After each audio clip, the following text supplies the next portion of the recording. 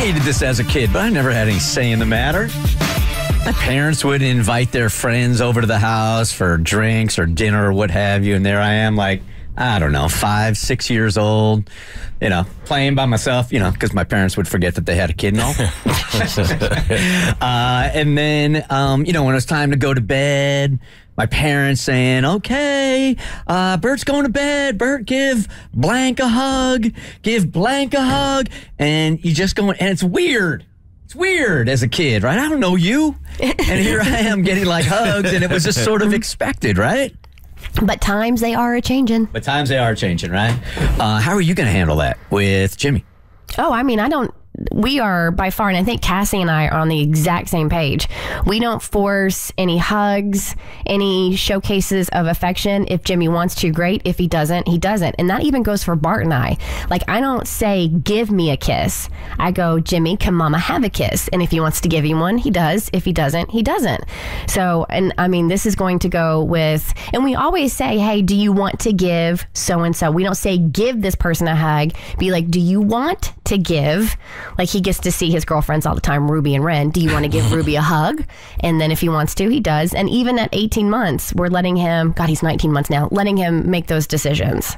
Wow. Same here. And it is the hardest thing when you say, can mama have a hug? And they go, no. And they walk away and you're just like, oh God, I want to grab you and squeeze you so bad, but I can't. And it's all about, same thing with Hazel. If we're holding her and she says, put me down, we put her down immediately. She doesn't even need to say please, like trying to teach her that she does not have to do anything with her body that she doesn't want to.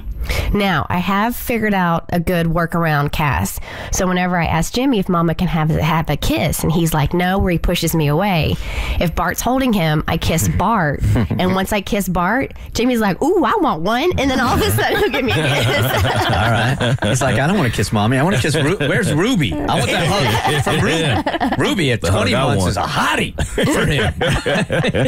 Well, Katie here is having this argument, listener Katie, with her husband right now. Hey, Katie. Hi. Thank you so much for bringing me on. Yeah, you're welcome. Okay, so are you the parent that does not want your child to be hugged by essentially strangers, and your husband's like, oh, come on, what's the big deal? Or is it the other way around? That's exactly what's going on. Yeah. That's exactly what's going on. Is I feel very strongly about not forcing my young daughters to hug or kiss or do anything that they don't feel comfortable with. And this has been an ongoing argument with my husband and I, who thinks it's silly. We're going to visit his family, who we haven't seen in about a year. And I know this is going to come up. And this is really important to me.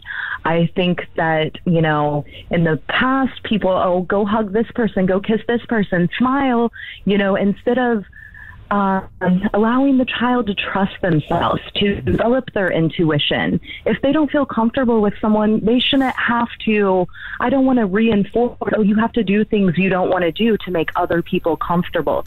You need to be comfortable. Your intuition matters. Yeah. So, it's a deep thing. It's not just like, I don't want them to do anything they don't want to do. It's deeper.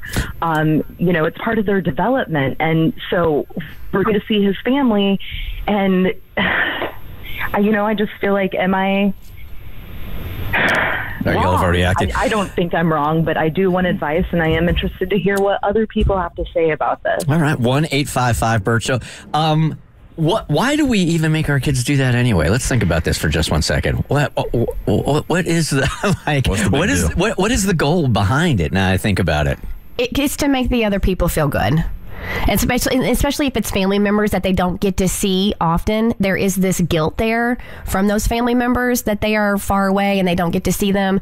So it is a way to make them feel better about the distance and the fact that they don't get to see this child as often. So by forcing affection, it's like, see, it's not that bad. They still love you, even though they don't get to see you all the time. See, for my parents, it wasn't even like, honestly, it wasn't even family. It could be just friends that they had over the house. And if I was going to bed, it was just known that I had to go around the table and hug everybody. Same for me. You, right? For what reason, though? Even if I was like in my room, sleep, sometimes it would be come downstairs and I don't know why either. I'm trying to figure out like what the goal here is. Never got it. Looking back at it, Cass? While I think Katie is totally in the right, I want to kind of stick up for her husband a little bit and get into his headspace. I think this is really a bigger issue with young girls and women are sort of taught to perform to make other people comfortable. And you'll even see this like walking down the street. Do you walk out of the way if someone's coming toward you, or do you stay the course? And there have been experiments done like where men and women will bump into each other when the woman doesn't yield. And that's because you're just taught as a young girl, like you're there to make other people feel good no matter how it makes you feel. So your husband might not necessarily get it because he's never had to deal with it. I don't think it makes him a bad person or anything like that. Like, it's just he's not in that headspace because he's never been there. And that's going to be the hard argument for you, Katie, is being like, hey, this is a thing. We have 2 daughters. This is what affects women. And I don't want them to feel like this when they're adults. So maybe like cluing him into how it's something that women go through and how when they learn it as children, it really impacts their adult lives, and maybe opening his eyes a little bit. He's just not seeing that perspective. Oh, that's really good advice right there. Really good advice. Yeah, I mean, he's a little more tolerant or open, you know, but with his family and going to see them, like he definitely, you know, wants them to be affectionate and wants them to give him a hug, but it can't be, we need to be, I feel like, on the same page about this. Yeah. And you're absolutely right. Like, just the development of women, like I had to do that as a child. And I don't know about you guys, but you know, there was creepy Uncle Al, and you always just got like this bad feeling having to go hug him, and you know, and I know a lot of families have things like that, but it was uncomfortable. I didn't want to hug this uncle. Nothing ever happened. It just didn't feel right. And instead of allowing girls to really develop that important intuition that is so important, you know, you're right. It's like, no, sit there pretty and smile. Don't make anyone uncomfortable. Be pleasant. And I don't want to do that. I want my girls to be strong. I want them to be good, polite, kind people. But I also, their safety is of paramount importance. And that is what this is really about, is them trusting themselves, trusting their instincts, and developing that in a way that maybe I wasn't able to, or like, you know, some of you guys, like in the past. It's a bigger issue. Yeah, Katie, I'm not going to take any calls for you because they're all saying the same thing, the exact same thing you're saying. And I think Cassie has armed you with a great perspective to give him tonight. He just, you know, so yeah, there's not really a reason to take more calls. They're all agreeing with you. Wow. Yeah. Okay. How about that? I mean, I felt like I was doing the right thing, but you know, I've gotten a lot of opposition, so that feels good just to kind of have that validated, that I'm not being this crazy, overbearing parent. No, not at all. It's about love. Yeah, not at all. Not at all. So have confidence when you talk to him about it tonight, okay? I appreciate that. Thank you so much. All right, thanks a lot for calling. Appreciate you. Bye-bye.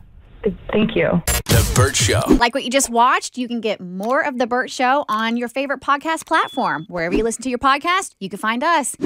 I don't know what any of these buttons do, by the way.